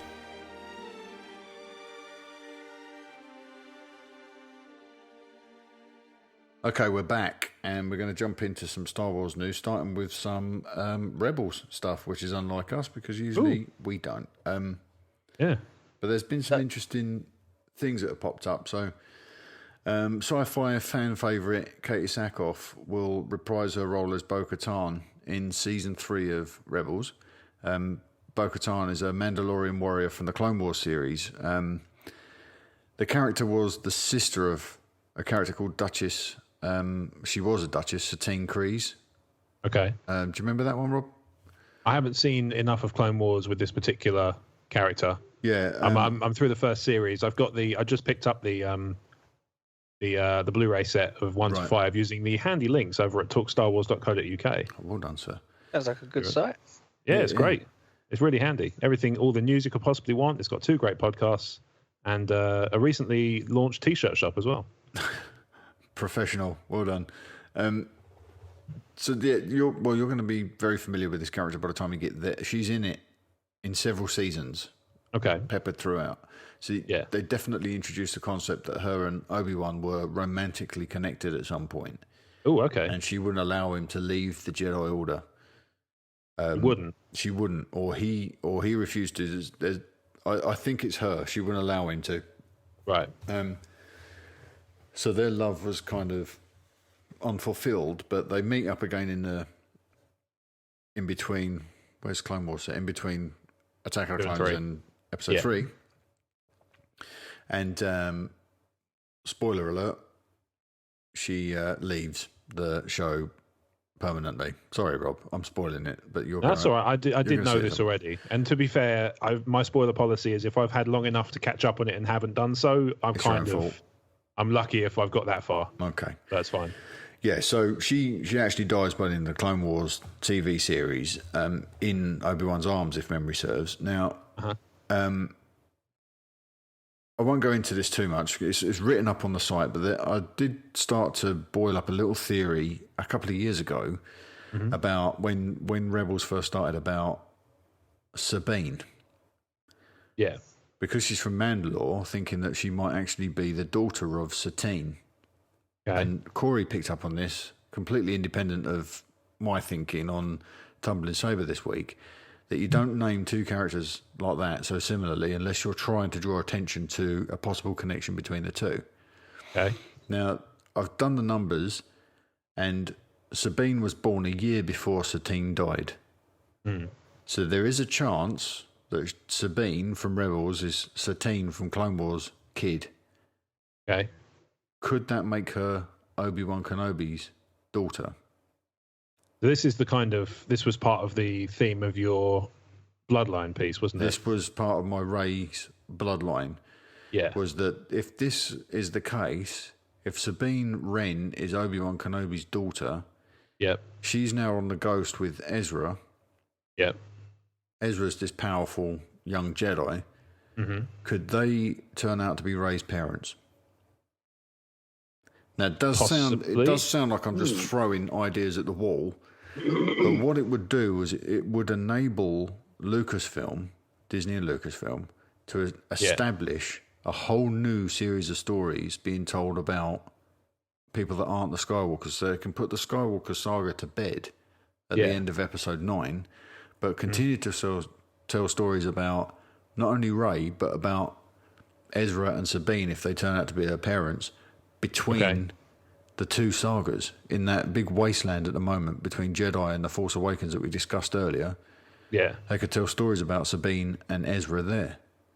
And maybe even Ezra and Luke could have become peers, and they could have done some research in these temples together, and maybe eventually Ezra falls. I mean, Ezra could, I know this is a theory that's out there, could still be Snoke. Yeah, he could. I mean, it's unlikely. I mean, I don't know. Having said that, I don't know how old is he meant to be by the time Rebels is to the stage we're at now. I think he's born on the same day as Luke and Leia. They're all born on Empire Day. Oh, okay. So in which case he would be what sort of by the time episode 4 starts, he'd be about 18. Yeah, because they're getting close to that now. I think Well, they have to be. I think she's 18. She's slightly older, but that fits in with the template that's already in place with Anakin and Padme, doesn't it? So you'd be able to have those echoes that George was a big fan of. Mm-hmm. Yeah. I mean, it's interesting to speculate on. It's entirely possible. I think it would be really bold because we've said for a while now that there's no way anything that happens on the TV shows will have ramifications for the movies. It always works the other way round. But then saying that, we wouldn't have expected the remotest possibility that they would potentially reveal the origins of their big bad in a book. No. And that seems to be it's not necessarily guaranteed by any means, but certainly seems to be a possibility at this point. Yeah. So that there's a lot of things that this new canon, this new story group stuff is doing that we would never have anticipated happening. Which is kind of good in a way, really. Because we're being genuinely surprised. Yeah. Yeah, they are doing some fresh stuff, and I just think that it would be a bold move if they did it. But with the story group in place, the story group now is kind of like George, so they're free to sort of step back and say, yeah, we'll do this over there and we'll do this over there, but those two things are going to dovetail neatly together at some point. And it's going to make sense. Entirely possible, yeah. Which would be very interesting if we'd been following the adventures of Rey's parents on TV for years, and then they're revealed as who they truly are. I think that's kind of fascinating. I'll have to go back and look at the design of that ship that leaves Rey on Jakku and see if it looks anything like the Phantom. No, I don't think it does. No, it doesn't. But I'm going to continue to. I might even Photoshop it so that it does look like it. And I also feel like, as silly as it sounds, I also feel like if they were going to do that, there would be the remotest, however small, there would be a suggestion on the ship that there was some sort of artwork. Because that's one thing she's famous for, isn't it? Yeah. If they were going to do something like that, I feel like there'd be some little clue, however small, that would kind of allude to it. Well, so we could start going, oh, really? It'd be quite interesting to see what they layer into the expanded Rey visions that we're hearing about in if we get some of those, because we might start to see things that hint towards Rebels if they're going to do anything with this. It'd be quite interesting to watch. It was just a bold theory, but it's not one that I could dismiss immediately, which is why it became an Insights. Okay, that's a good one. Second piece of Rebels news is that Ashley Eckstein, the actress behind fan favourite Ahsoka Tano in the Clone Wars, and briefly of Star Wars Rebels, is to narrate the audiobook version. It's an Ahsoka young adult novel that's being released. I think it's early part of next year. Oh no, I've got in the notes it's October, but that could have changed. Yeah. Because I did order Catalyst this week. Yes. On Amazon Kindle. And I was rubbing my hands together thinking, I'm getting this in October because it said it was going to be released on the 6th of October and I'd have it in time to take away with me because we're going on holiday. And then I got an email from them saying, no, you can't have it until mid-November. So that's been cancelled. Yeah. Ashley Eckstein, she's taking this character all the way, isn't she? Totally. And now I just hope we actually get it in our UK Audible store because there's a big discrepancy between the US store and the UK store in terms of what's available. So I really hope we get it. Yeah. Well, Catalyst is on the pre-order on Audible. Yes, it is. Yeah, but we are still missing Lords of the Sith, Tarkin, and Lost Stars. We're missing Lost Stars. We're missing Bloodline. I don't know. I'm assuming some of these have been done on. They must have been done on the US Audible. Unfortunately, I've got no way of checking. American listeners, please let us know. Email in or tweet us to let us know which of the new canon books are in the Audible US store, or alternatively, if it's a non-US listener who knows a way to just view it, then I would be grateful for that too, because I'm always curious. And if you can let him know how you do it, so that he can do it for me. That's what I was kind of driving at. Yeah, that would be awesome. Let's move on to some Force Awakens news then. So this is about a comic book. Issue 4 of the Force Awakens comic book adaptation reveals Yoda and Obi-Wan in physical form during Rey's vision. Okay. We heard them. We heard them, but this is a visual indication. Corporeal form. Bearing in mind that this goes through the story group, so it has to be signed off. Yeah. Which means the Obi-Wan is Alec and not Ewan. Okay. Because that's the one that we're seeing there. Yeah. Illustrated, right? That's the one we heard as well, wasn't it? That was Ewan we heard. Well, Was we it? heard We heard Rey, both. but Ewan was the one that said these are your first steps. And Yes. I've been speculating for a while that perhaps, you know what we just discussed earlier about Force ghosts, and now it depends on the person that sees it rather than the ghost itself. I wondered if Rey would see the Ewan version of Obi-Wan because she doesn't have a frame of reference, and Mark would see, Luke would see Alec Guinness because he does. Because he does have a frame of reference. But now it would appear that perhaps this has answered our question actually from earlier on. Yeah, maybe. Perhaps the ghosts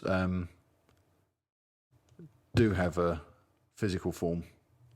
Maybe. It's one of those things. I think it's also worth bearing in mind that with comics, you have to be more visual than you do with a film in terms of depicting things in a panel. You can have disembodied voices, but it's not always necessarily clear what's happening. Yeah, of course. But why not Ewan? It is a good point. So someone's made a decision over this, haven't they? There's been direction there. Mm-hmm. Yeah, indeed. What's your take on it, Paul? To be honest, think of where it is in the story. So it would be. It's going to be Alec, isn't it? This is post-Jedi, so it's going to be Alec.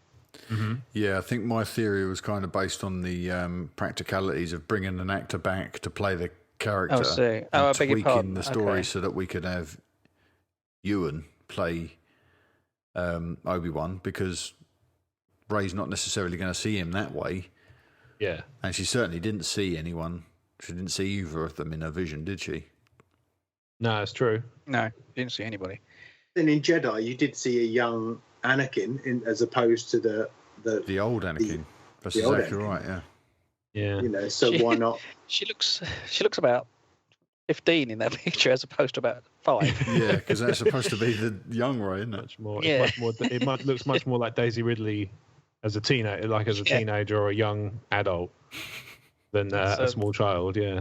Yeah. Anyway, What's the bit in the bottom where Kylo is there? Why is there 3 little lightsabers? Or that's meant to be a visual indicator of the lightsaber igniting, I think. From a different frame. From a different. Oh, I see. It's kind of sneaking in from another frame. Kind of coming in from another frame, and sort of it's meant to sort of to kind of represent it sort of extending outwards. It's a motion shot ultimately portrayed in the comic panel. You see that a lot with any kind of sword play and stuff, or gunfire and things like that. I wonder if this sort of disembodied arms. I wonder if this will include any of the deleted scenes, like the Unkar Plutt getting his arms pulled off. Nah, I wouldn't have thought so. I feel like if they were going to put that in, they'd have put it in. I don't know though. Having said that, yeah, okay. Another bit of Force Awakens related news, and that is that Mark Hamill feared the fan backlash if he didn't return for the Force Awakens. Okay. He was speaking at a marketing event in Cleveland and said that he feared fans would surround his house with lightsabers instead of lit torches if he said he wouldn't come back. Nice. Do you think that's the only thing that motivated him? He said he always knew that this would happen, right? He said George told him years ago, around the time of Jedi, that he'd come back when he was Obi-Wan's age, yeah. Alec's age. He must have been it must have been really weird to wait that long to play your favourite character. Yeah. Your favourite part. Must have been very weird. He probably got to a point where he never thought it would happen again, surely. Yeah, I think it's reasonable. Yeah, well, you've got to love Disney for that. I don't think it ever happened with George. Or he would never have done it. He was too he'd lost the plot by then. I mean, is his context, if Harrison returned and Carrie returned, he then had to return? Or is he talking about him being a singular element that didn't return here? Or, I mean, you could take, that wording in two ways. Didn't return generally, or didn't return while the other two returned?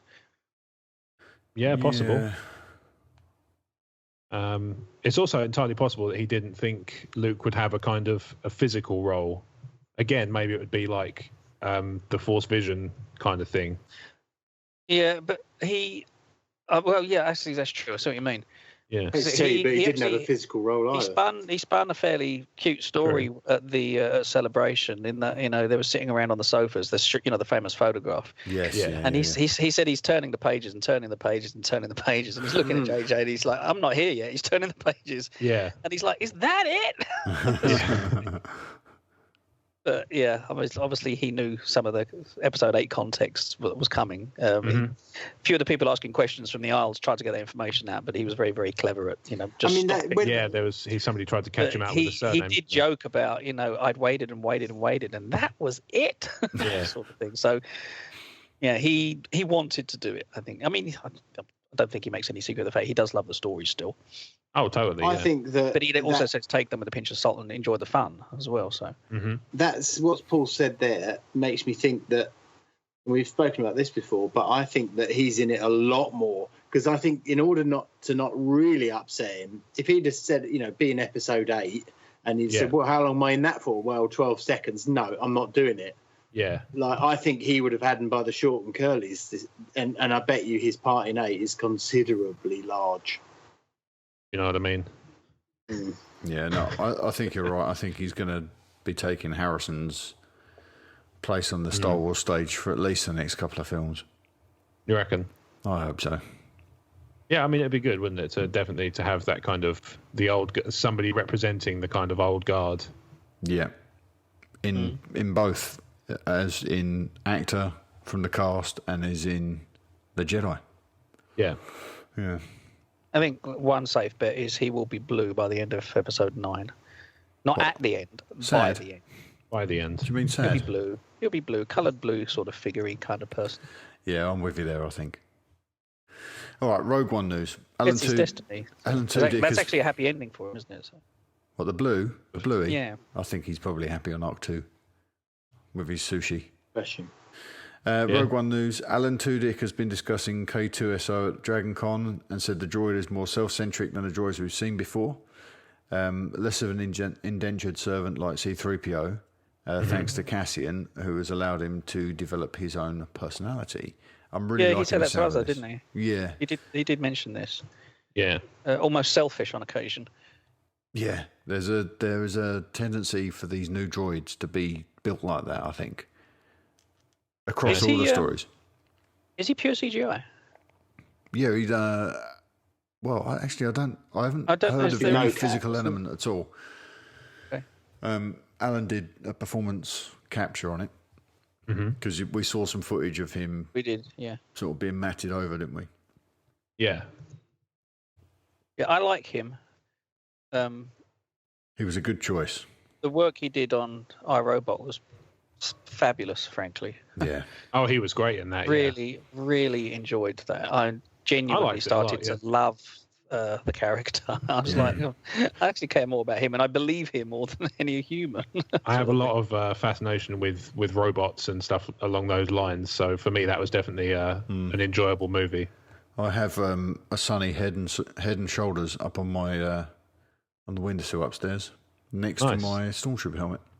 That's awesome. Yeah, I'll bring him on next week, and we'll do a screen grab with him.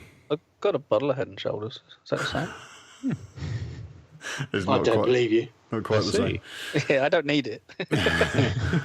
Okay, some toy packaging was revealed that.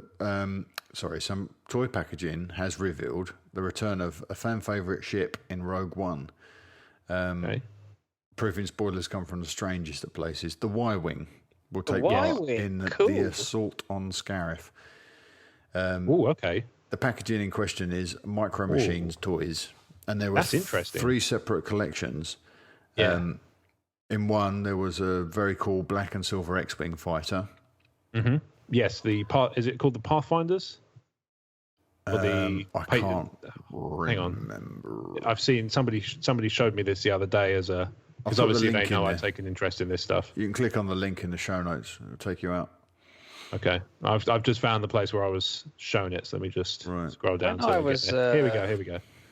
It's called Partisan. Right. Pathfinder I got from Galaxy of Heroes, the iPad game. But one thing that I'm noticing actually a lot is there is a lot of references to different names and different color schemes and paint jobs and stuff, which leads me to believe that one of the purposes of Rogue One is for them to unite loads of different warring factions who are all kind of combating the Empire under a single banner. Yeah, like Saw's group, we know are a little bit more extreme.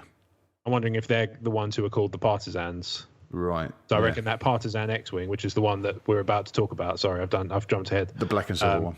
The black and silver one might be a faction of rebels who aren't part of it's a rebel alliance, isn't it? So yeah, and it's a group of different people. They've always kind of been sort of a patchwork of things. You just look at those pilots' helmets and the different designs they've got on there, different paint jobs they've got on there. Exactly. The other thing that's worth keeping in mind is that the Y-wing is a bomber. Yeah. Yes. So that might be what causes all the damage on Scarif that we've seen, all the base blowing up and stuff. I said might be. I don't know. That allows for everything. Paul, I know nothing, mate. You should know this after enough. You've done enough episodes now that you should. When I was a kid during the old Star Wars days, wasn't that just called the Y Fighter? No, I think it was Y-wing. They're all wings, aren't they? Yeah, I think so. It might have started off that way and then been sort of. It was TIE Fighter, Y Fighter, X. There was X-wing, but Y Fighter, and there was also the A-wing and the B-wing, wasn't there? Yeah. Yes. Yeah. Yeah. There you go. I'm googling Y Fighter, and I am coming up with standard images of it. Okay. Cool. Yeah, I'm talking Star Wars. When I say Star Wars, I'm not talking about New Hope. I'm talking Star Wars. Yeah, when it was Star Wars. In general. I don't know what New Hope is. I'm sorry, never heard of it. The interesting thing about this toy packaging is it sort of hints toward the Battle of Scarif being a more significant thing than I'd initially anticipated. I thought that Scarif was going to be a jumping off point for the rebels. They were going to use Scarif to get up to the Death Star, which I assumed would still be in orbit. But now we've seen the Death Star leaves orbit of Scarif at some point. Mm-hmm. And we know that Jyn is on Scarif with the plans. So it's after the heist that they're on Scarif. So is this going to be the third act battle? Wow. Could well be. The box is very interesting, to say the least. Yeah. There's also a pretty cool AT-AT walker in there, or AT-ACT water walker, rather, with the cargo hold missing. Oh, okay. Is that the same as an AT-AT? It's the AT-ACT, yeah. Oh, okay. AT-ACT. Hmm. So it's only acting as an AT-AT. Yes. Yes. Yeah. It's the understudy. Exactly. Pretending. It's like, don't tell anyone. Phoned in sick on the day. Come on. Don't fail me now. Okay. Episode 8 news. Some footage of 8's production, which was taken whilst the filmmakers were still in production, still in principal photography. Yeah. Was leaked online. It was taken on an island that's similar to Skellig Michael. Okay. And it would appear to include a physical alien prop, a practical alien. Okay. Did you get a chance to see the footage? Probably not, because you didn't get the show notes, did you? No, let me just... Oh, hang on. Yeah, we don't know he's alone, do we? That's true. True. Yeah, it could be, It looks like E.T., this thing in the video. Okay. It looks like a large E.T. All right. So I'm not sure... Well, they were on the council. Yeah, I'm not sure what the intention is of this thing. I'm seeing it as an alien suit because that's what I read, so that's what I took to it. But I think if you'd have said, what's that? I might have said a tree or something. That's so annoying. Sorry, I was just trying to find the footage, and I've closed the whole thing down now. That's rubbish. So if you run a website, I'm just going to go off on one a bit here. If you run a website and you serve ads on your page, don't serve them in the bottom right-hand corner while somebody's trying to view the bloody page. It's really annoying. I've just had to shut down my entire browser because it wouldn't shut properly. Oh, ridiculous. Rubbish. Okay. Couple of other bits about 8. So this one was really interesting this week, actually. Lupita Nyong'o told Collider that she's yet to film her role as Maz Kanata in episode 8. Principal photography has been wrapped for a couple of months at this point. But she's pure motion capture, right? We've seen Maz. One of Ryan's photographs was of someone which looks like Lupita playing Maz on a volume, like on a stage specifically dedicated to performance capture. Right. So what's this all about? I haven't watched the video yet, the video interview, but she was also talking about her role as one of Black Panther's guards in Ryan Coogler's Black Panther movie for Marvel. Okay. So when she said she hasn't filmed anything for Ryan, I wonder whether there was cross wires between her and Steve Weintraub from Collider. Right. But I haven't watched the video, so I'm that's out of context. Maybe it's very clear that she's talking about Ryan Johnson. Okay. So how is this a thing? I don't know. That's very odd. Yeah. Speechless there. I know that it wasn't just her playing Maz in Force Awakens. There was a lady who played several characters on the production who stood in for Maz. At certain points. Okay. So it could be that Maz is peppered throughout episode 8. Yeah. But this body double has been in there just to capture the reference material in the shots, and then Peter might come along and do the ADR afterwards. So perhaps that's a thing. Perhaps she wasn't required for every second of performance capture. Does that sound logical? Totally possible, actually. Totally, yeah. She could be, they could have done the physical presence and just not done the dialogue. Yeah, it's dialogue and, slight movements, just animation of exactly. Of that wireframe model. Yeah, I think that makes perfect sense. Okay, well, I'll be interested to see what happens there, because if they do, I mean, it's kind of suggesting that there might be significant pickups if she was to return to play the character in additional photography. Yeah, I mean, it depends on what they've got in mind for her as well, doesn't it? Yeah. It makes to see what it does to continuity. Yeah, as a pickup. It's interesting because it kind of, if she's got a limited role, it kind of lends itself to the possibility that I was speculating on, which is that she would be an information provider rather than, she wouldn't be she'd be important to the plot in terms of, she'd be crucial in terms of revealing exposition, but she wouldn't be traveling anywhere necessarily.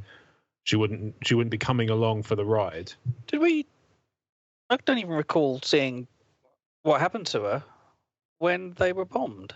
There was a shot. There was a scene that was shot which didn't make it to the final film, which is her going back to the Resistance base, because in the the second teaser trailer, that's her handing the lightsaber to Leia. That's what I thought. Yeah. But the scene was never used, and J.J. Abrams gave a reason, which was that they didn't really have a lot for her to do, which you can sort of understand. Once she gets there, she's just like, she's going to be on with the insurance company all afternoon. So her storytelling responsibilities were done by that point, weren't they, Maz? Exactly. Yeah, this is it. Okay. So maybe her role is going to be a little bit like Jar Jar's, which is slightly reduced in the subsequent films. Possibly. Yeah, there's no necessity. Okay. Okay, this next bit is interesting as well. Yes. I think, is this our last? Might be. We're certainly coming towards the end. So Adam Driver's been talking about episode 8 and about working with Ryan Johnson. Yep. Here's what he had to say about the tone of next year's Star Wars movie. It's great. It's similar to how The Empire Strikes Back has a different tone. For that, people are always going, "Oh, it's dark," but I don't know if it necessarily is. It's just different in tone, in a way that I think is great and necessary, but also very clear. He trusts that his audience is ready for nuance. This is Ryan he's talking about, and ambiguity. He's not dumbing anything down for someone, and that's really fun to play. So that's quite interesting. I think that he's kind of said it's Empire Strikes Back's tone, but but used in the same way as Empire used it, which wasn't just to go dark for the sake of dark. It's there to frame the story. Yeah. And it's Act 2 of a trilogy, so of course it's going to be a little bit darker and a little bit more fraught with tension. Yeah, you're going to have a few loose ends in here as well. You know that, don't you? Yeah, it's the loose ends that we're already coming to terms with from The Force Awakens, isn't it? Like, yeah. I said way back in January when we first sat down and spoke about The Force Awakens that one of the things I was anticipating being troublesome for me was learning how to watch this film and not knowing how it resolves itself, because I've not really had to do that for a decade. Even longer, actually, because by the time we got to the end of Attack of the Clones, I knew where the rest of the story was going, because we all knew where the rest of the story was going. Yeah. So and now we're all left up in the air again, and we will be for the next few years, of not knowing what's going to happen to any of these characters. Yeah. It's an interesting time. No, absolutely, yeah. It's surreal in a way. I love that penultimate sentence there. He says he trusts that his audience is ready for nuance and ambiguity. Yeah. That's revealing nothing and everything about the storyline at the same time. It's very cool.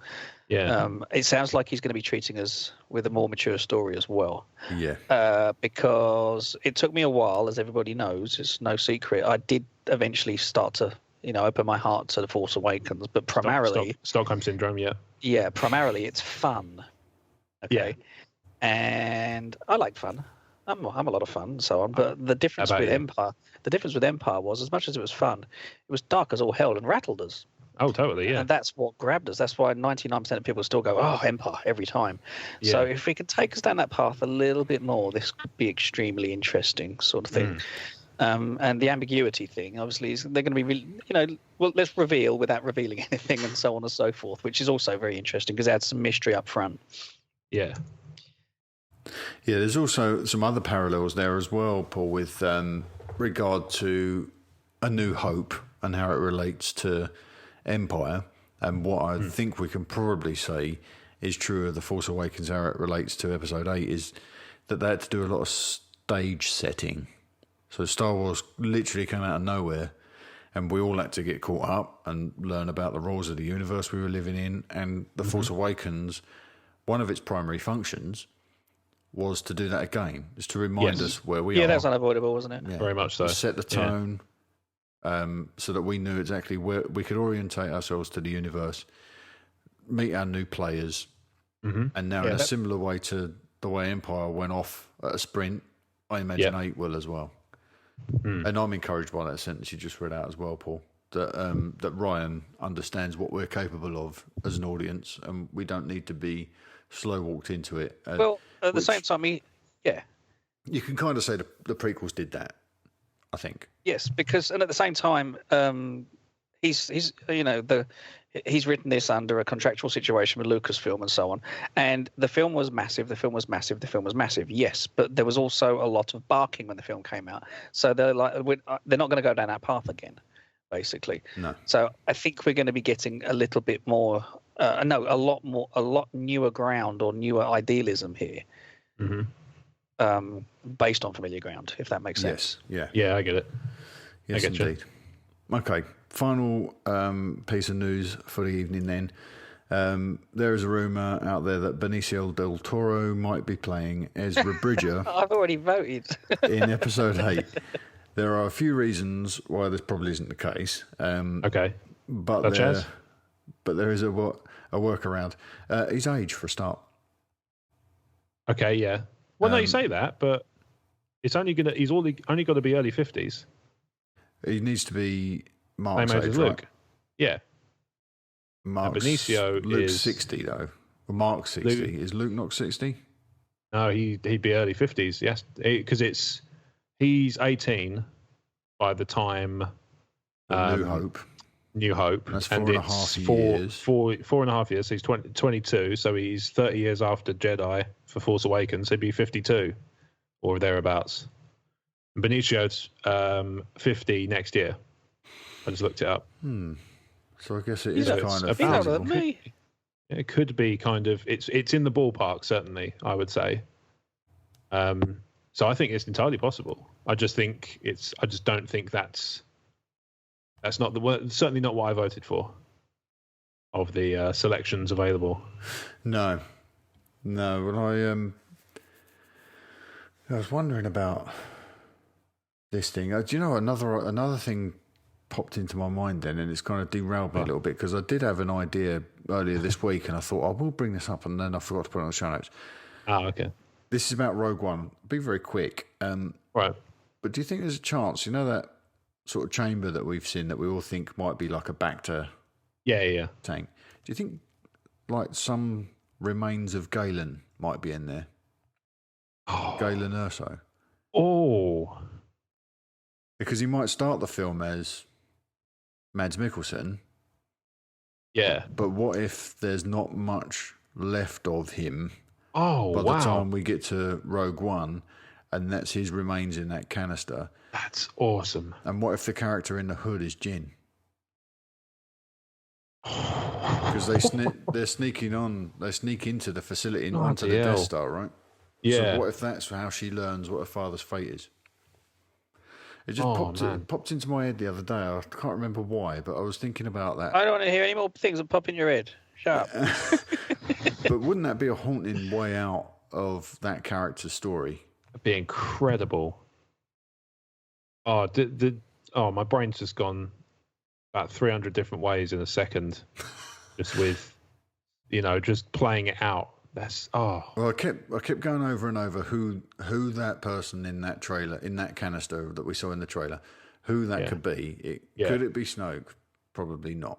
Unlikely. Could it be Ezra? Was another thing that I'd kind of entertained. Could that be, if Ezra goes to the dark side, could he end up in there? I don't know. Could it be Ahsoka, because it might be something that Anakin had done after, but then that's too convoluted for the storytelling of Rogue One. The thing that kept making sense to me, because Rogue One needs to exist in and of itself, there has to be a character. It has to, if it turns out to be a Bacta tank, it has to have some significance to this story. It can't be, this is a character you're going to meet in The Force Awakens. This is Snoke in this canister. You're going to meet him later. Right. It just made sense to me that it might be what's left of Galen. Then there's nothing left to save. I can think of one spanner. And I hate doing this. Go on. There are royal guards at the side. Yeah. In the shot, and it seems to me like if there's not a lot left of him, what are they guarding him for? Because his mind's still intact. I don't know. Plus the figure in the trailer, the hooded figure, is obviously kneeling as well, or is going. It looks very much like they're going for a kneel. Which trailer is this? This is the original teaser trailer, yeah. What if that person kneels though, Rob, and they're sort of kneeling, perhaps in deference to this thing in the canister, so the Royal Guard see something being, it's not out of character. It's not that someone's come raiding, guns blazing, but then that cloak gets thrown off, and someone pulls out a couple of weapons, and off they go. Dispatch the Royal Guard and try and save what's left of Galen. I just think it's a really cool idea that might be Galen Erso's body in there. I love that idea. I will say that. I say the guards just seem out of place given that. But at the same time, there are storyline ways to make it work. And like I said, my brain is going a mile a minute at the moment. So they are guarding. They're guarding. Yeah, they are guarding. They might just be there to guard. Because if Galen's mind's still functioning. Yeah. I mean, we don't know how evil this empire is, do we? We haven't really seen. It hasn't been that dark. If they did take that guy apart, and I mean, it is hearing myself say it's really pitch black for a bloody Star Wars film, isn't it? But or maybe he was wounded in a weapons test that didn't quite go to plan. It would certainly go against the rumors that are coming out of Forbes that it's incredibly light-hearted. Saying it's light now, aren't they? Yeah. Well, maybe that'll be like the original shot of Kylo igniting his lightsaber, eh? And we won't ever see that shot of possibly of that canister again. But an interesting idea anyway. Totally. Okay, that's us done. That's a wrap for episode 41. Thank you for listening to Talk Star Wars again this week. Don't forget to leave us a 5-star review in iTunes and take advantage of the Ron Burgundy guarantee. Whatever you write in there, I will read, but no hate speak or foul language, thank you. We are a family show. So if you want to promote your own blog or podcast, that is the place to do it. You can also email us your questions and comments to talkstarwarsinfo@gmail.com, or you can reach out to us on one of our many social channels, Twitter, Facebook, YouTube, Instagram. We are everywhere. You can find us there and leave your comments and questions on those platforms. With that said, guys, where can people find you between episodes? Go, Rob. Go ahead. No, go ahead, mate. Yours is quick. It is now, yeah. Moviescorenews.com and at Moviescorenews. Nice. On See Twitter. that? Sorry. Yeah. Yeah, no, it's good. You got it down to an art now. I've got to say it twice now just to make the time up that I used to use. So. Do it again. Go for it. No, yeah. I'm looking at this shot. Sorry, go ahead, Rob. Right, so you can find me on Twitter and Instagram at RobWadeVision. You can also find the blog I run at emotionally14.com. There's an associated Twitter account, Facebook, podcasts, and YouTube. If you follow me at Rob Wade Vision on Twitter, I spam about it all day because it's something I have a lot of fun doing, and I want everybody else to enjoy it as much as I do. So you'll see it if you follow me on Twitter. You'll find that you will see me mention it a lot. And you can find Steve on Twitter as Stephen_Ware, and he is Wild About Nature on YouTube. There are links in the description to this episode. If you view full details, you'll find a link to our landing page with all the contact information there. You can find everything I do at talkstarwars.co.uk, and I'm on Twitter at talkstarwars. That's it. That's us done. Don't forget to check out the rest of the Commonwealth, Tumbling Saber, and Generation X-Wing. There are also links to those chaps and the network in our show notes this week. We will see you guys next week then. Take care. Have a good one. Bye. May the force be with you. It's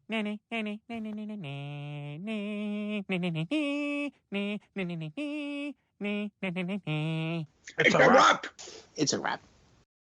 Hello everyone and welcome back to Talk Star Wars episode 41. I'm Mark. And Steve, we're that's you, back. mate. Which order are we doing this in? The I thought we usual. changed it I'll up. tell you what, no, let's try it the same fucking order as we've always done it, shall we? Yeah, but I always feel special. You are very, very special, Stephen. That's your Come idea, on, mate. then. Oh, Right, let's I go. like it. Let's go again. I'm completely naked. That's probably why. Last That was week we perfect. absolutely nailed it last week. Yes, we Yeah, did. we did rehearse, though. Right. Yes, so we did. now let's consider this a rehearsal and All right. we'll Steve, Rob, me, yeah? Consider this a divorce. yeah. All right, you ready?